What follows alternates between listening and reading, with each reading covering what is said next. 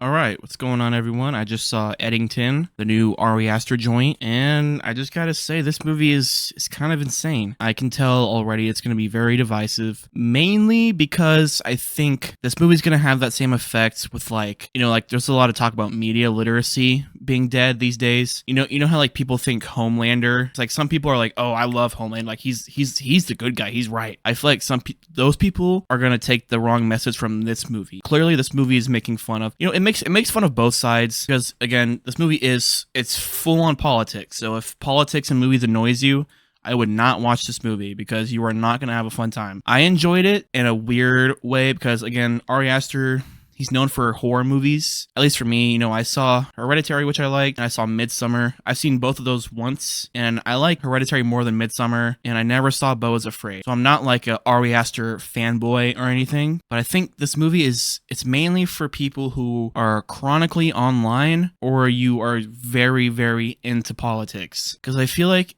if you're just like a casual person who doesn't really go online, like doesn't go on Twitter, doesn't go on whatever social media at all, and you're kind of out of the loop on a lot of stuff, you're probably going to watch this movie, obviously, because like it takes place during COVID. It takes place in 2020 in Eddington, New Mexico, which is not a real town, I think. They'll be like, oh, COVID, blah, blah, blah, blah. There are some character arcs where it's like, if you're not plugged in, you're not going to know what they're referencing.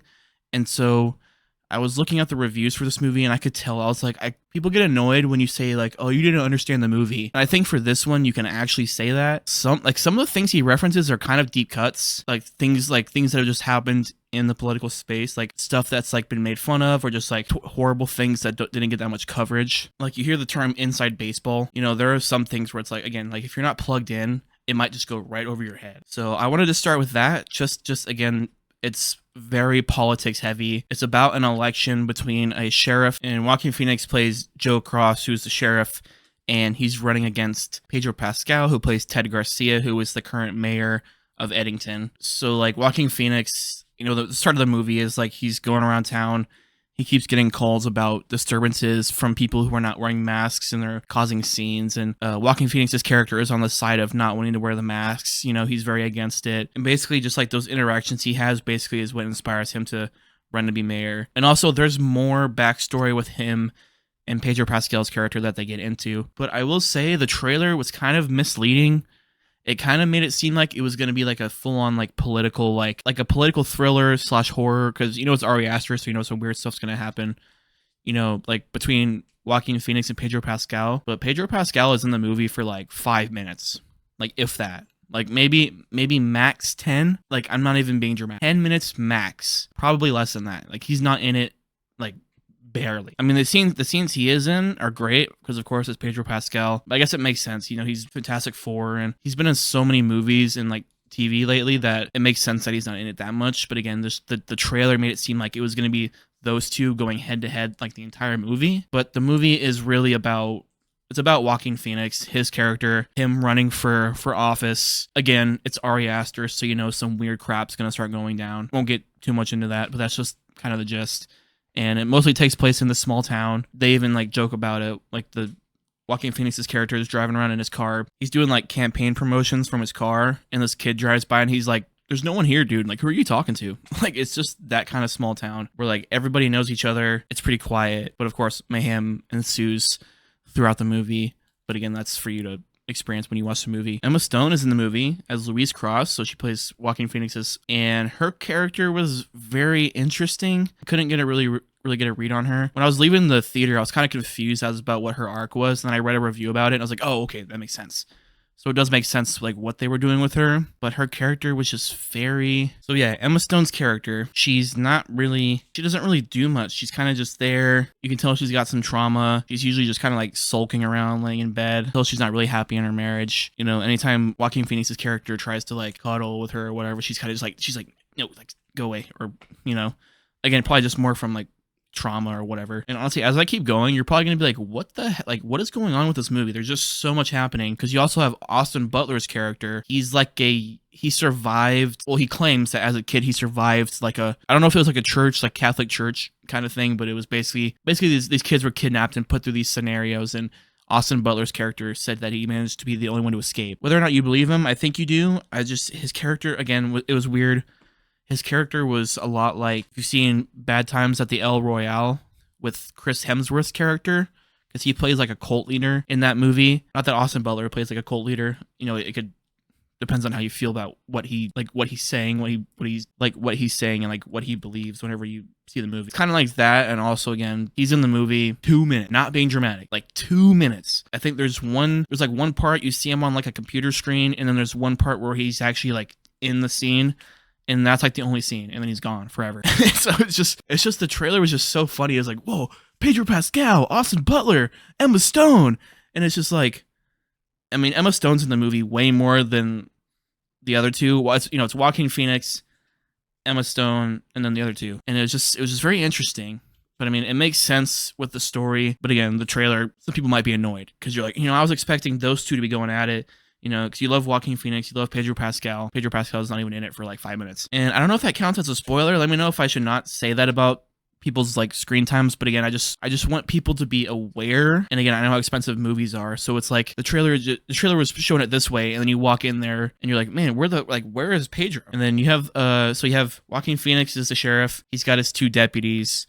Michael Ward, who plays Michael, funny enough, plays just Michael. And then Luke Grimes, who is he related to? He's related to somebody. I don't know who he is related to. Grimes? Why does that sound familiar? He plays Guy. That's his name, Guy. And so they're like his deputies. It's basically the three of them. Again, it's a really small town. It's Joaquin Phoenix, and then these two guys are basically the only law enforcement in the town. There's reservation land right next to Eddington. So some of the crimes that happen, you'll have like the tribal police show up. Joaquin Phoenix will be like, no, this is Eddington. And they're like, no, I don't think it is. And you have that clash with them because, again, anytime you have like the reservation police come in, they mean business. Like, they don't mess around. Any movie they're in, like, they're usually 99% of the time, they're not doing any shady crap. Like, and overall, I'll say, I mean, I did enjoy it. It is 2.5 hours. So I did feel the length at some points. There were some points where I did feel like looking at my phone and seeing what time it was. And it was one of those things where it's like when I started to feel the length, something started to happen, and I was like, ooh, like there was a point in the movie where I was literally just like, I was slumped over. I was like, okay, and then something happened, and I sat up. And I was like, all right, here we go, lock back in. So I think it does drag at some points, but then it picks back up. I enjoyed it. I do understand the flaws. I do think there is a lot going on, but I think that was intentional, just the chaoticness of it. Because again, if you've been lucid the last 5 years, if you haven't been living under a rock, you know that there's pandemic protests, Black Lives Matter protests, which are shown in the movie, fires, like all the stuff with global warming. Like, there's just been so much stuff happening in the last few years, and stuff is still happening where the chaoticness of the movie is kind of what's been happening in real life. So again, I think a lot of people who were like, whether intentional or not, who are ignorant to like what's actually been going on, again, a lot of stuff will probably go over your head and you'll think it's just, I see a lot of people been throwing around the term that the movie is pretentious.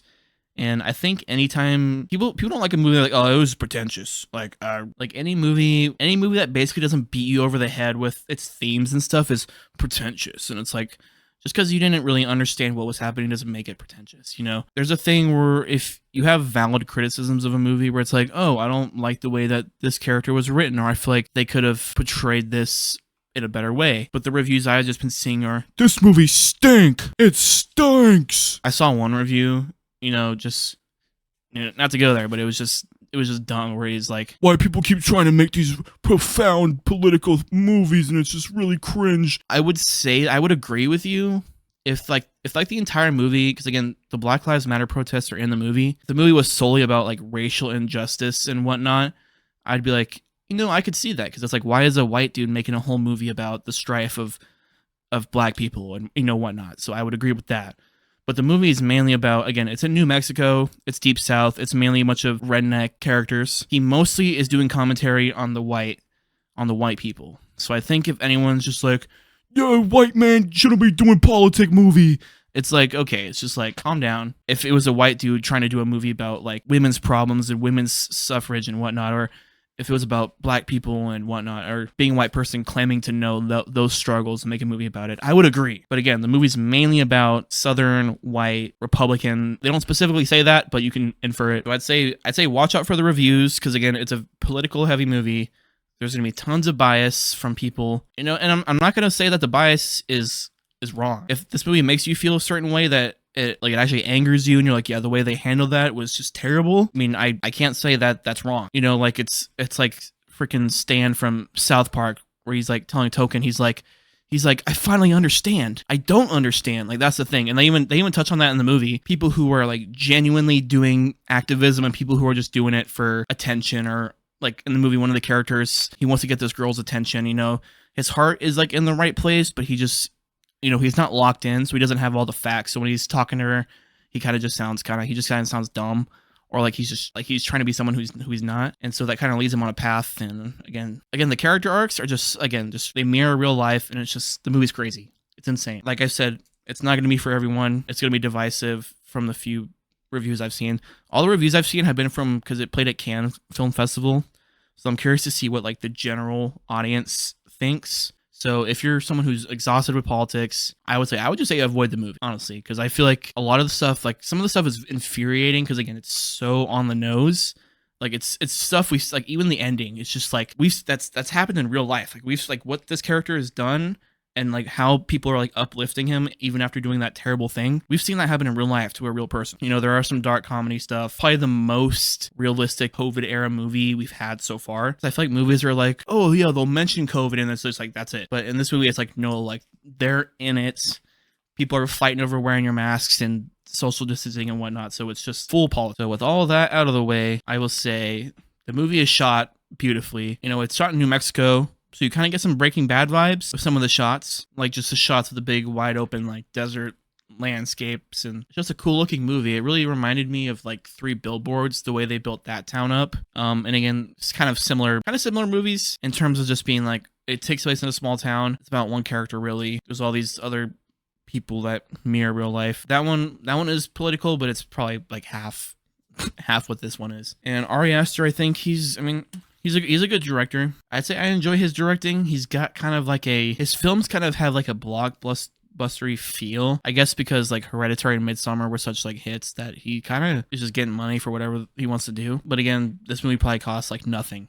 The most of it probably went to the actors in the movie, because yeah, it was one location, pretty small cast. So if I had to rate this movie, I'd probably give it I'll just go with 3 out of 5. I'll say it is good. I enjoyed it. Again, being like chronically online and plugged into politics, you know, a lot of stuff I was just like, oh yeah, yep, I know that and that. It is infuriating to see, because it did happen, but seeing it in the movie is funny. I'd say watch the movie for yourself. I'd say don't read any reviews. That's what I did. I watched the movie, and then afterwards I started reading the reviews, and I was just like, wow, really? Shit, okay, I'm crazy. Big long rant over. I had a lot of thoughts about this movie, just because again, it's very prevalent. A lot of stuff happens. You're gonna hear a lot of stuff about it.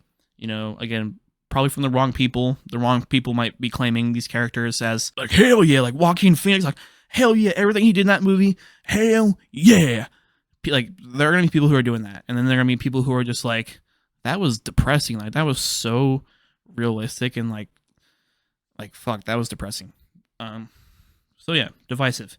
Anyway, time to end it. So hit the like button, subscribe, probably